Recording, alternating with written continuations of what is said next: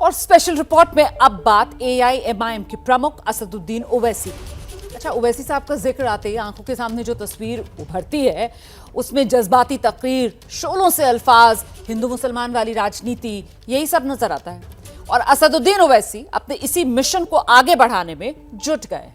इस बार रण क्षेत्र बना है राजस्थान, वही राजस्थान जहां साल के आखिर में चुनाव होने हैं। लेकिन ओवैसी ने अभी से सूबे की सियासत में अपने तीखे भाषणों से सरगर्मी बढ़ा दी है। जिन्होंने जुनैद और नसीर को मारा, ये गोडसे की नाजायज औलाद है।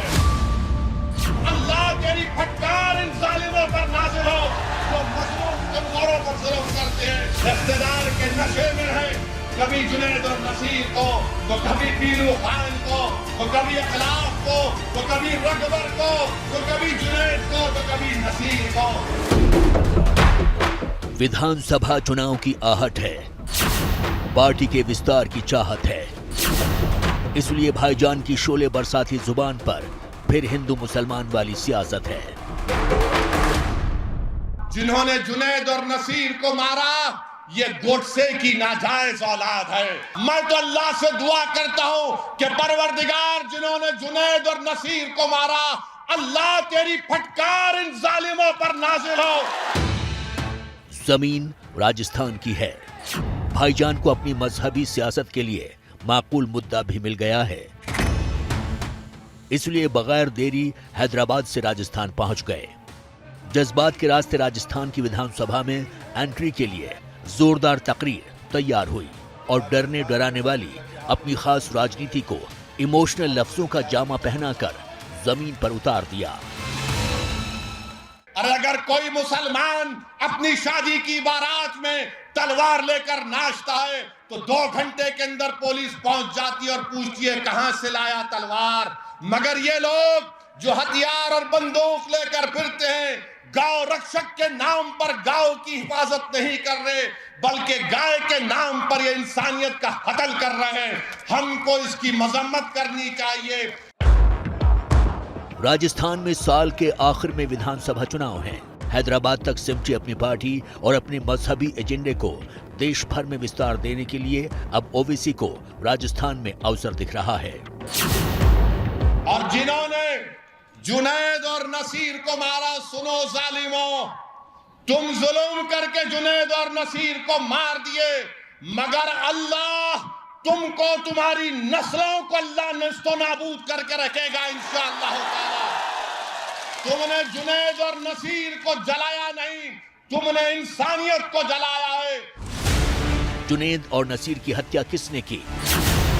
हत्या के पीछे की वजह क्या है? इसकी जांच हो रही है। पुलिस ने एफआईआर दर्ज कर ली है, लेकिन ओवैसी को अपनी राजनीति के लिए जमीन मिल चुकी है।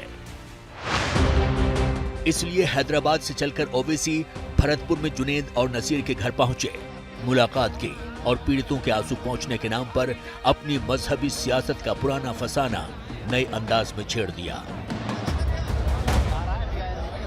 मैं पूछना चाहता हूं राजस्थान की सरकार से, आपने क्या किया जब आपके प्रशासन को जाकर जुनैद और नसीर के जिम्मेदारों ने कहा कि इन बच्चों को यही सरजमीन से किडनैप करके लेकर चले गए हरियाणा में, तो पुलिस का काम किया था कि पुलिस भी हरकत में आती और राजस्थान के बॉर्डर में इन जालिमों को रोक देती।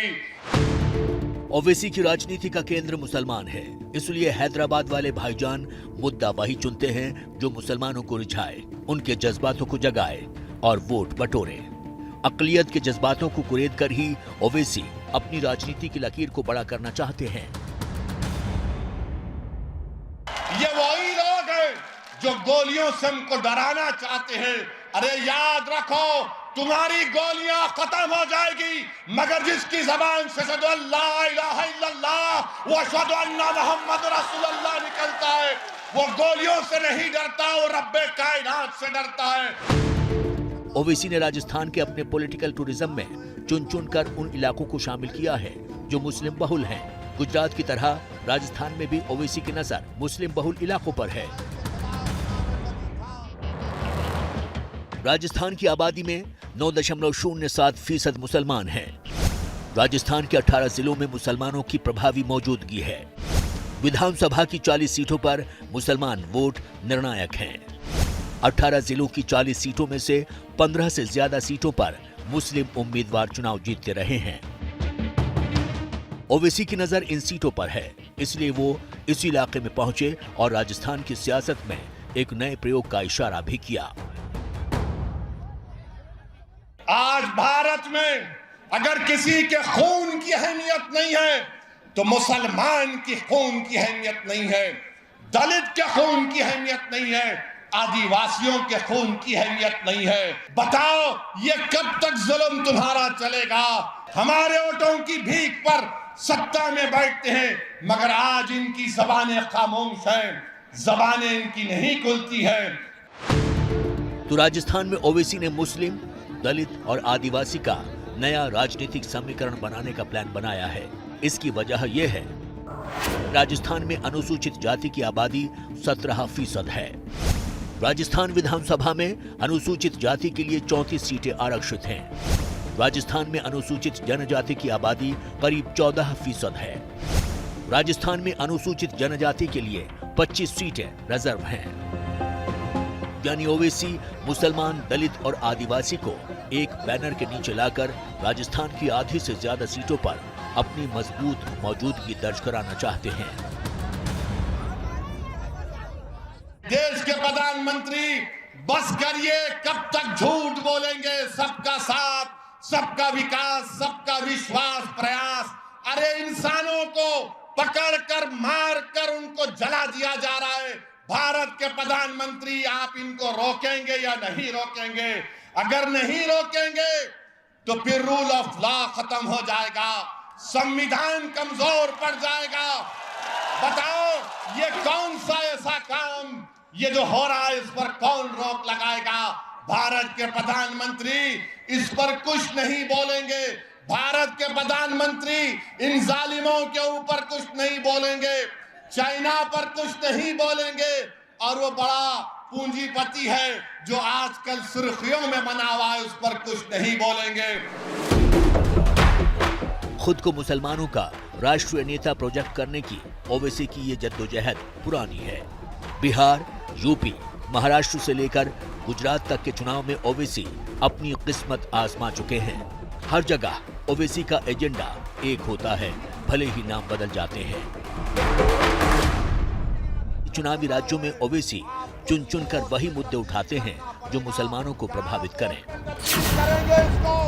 कई राज्यों में ओवैसी ये मंत्र आजमा चुके हैं। अब राजस्थान की बारी है। अभी तो राजस्थान के सियासी अखाड़े में ओवैसी ने पांव रखा है। आने वाले दिनों में राजस्थान में ओवैसी की सियासत के कई रंग और दिखेंगे। जयपुर से मनीष शर्मा के साथ ब्यूरो रिपोर्ट। क्या मजबूरी है मेरी, बताइए। मैं अभी आपको बताती हूँ कि मैंने ओए होए होए होए, नमकीन के चटकारे लेते हुए टकटकी मार के डिबेट शो को पॉज रिपीट कर करके देख रहे हैं जोगिंदर जी। इनकी तरह आप भी देखें अपनी फेवरेट डिबेट्स को रिपीट कर और डाउनलोड कीजिए एबीपी लाइव ऐप अपने स्मार्ट टीवी पर।